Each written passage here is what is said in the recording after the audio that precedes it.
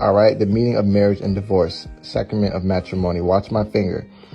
What therefore God hath joined together, let no man put asunder. This refers to a spiritual union, a marriage of the heart.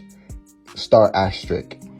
In our prayer life, it means this: when man reaches absolute conviction that his prayer is answered, this conviction is unshakable.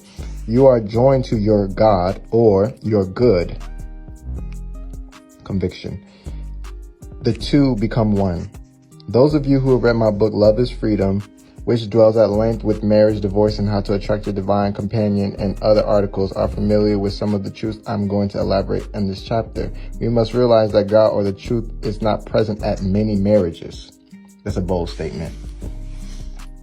For example, some months ago, I talked to a young lady aged 29 who had been married 9 times. She acquired a husband almost every year, and after a few weeks or months of married life, proceeded to divorce them. The reason for all this was that she was resenting the first husband and had never forgiven him. Therefore, she was attracting men based on her inner state of consciousness. We don't attract what we want in life. We attract according to our state of consciousness. In my English, we don't attract what we want in life. We attract what we are in life. You can readily see what her state of consciousness was. She was full of resentment, ill will, and bitterness.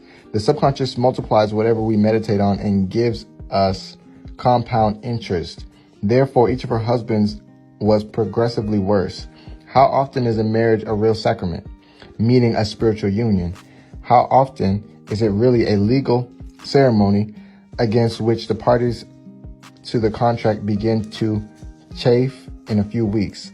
Remember, you marry a state of consciousness. Ooh! When there is a true spiritual union between two people God hath joined, there is no divorce, for none is wanted. They blend spiritually, mentally, and physically. This is the biblical or spiritual way to pray for a companion or wife. Close your eyes, be still, think clearly with the intent on the qualities and attributes you admire in a woman. Feel that you are now married to such a woman. Know and believe that infinite intelligence within you is irresistibly attracting to you the right companion. Infinite intelligence takes over when you pray this way and attracts to you a woman who is the image and the likeness of the ideal in which you meditated. This is visioning, okay?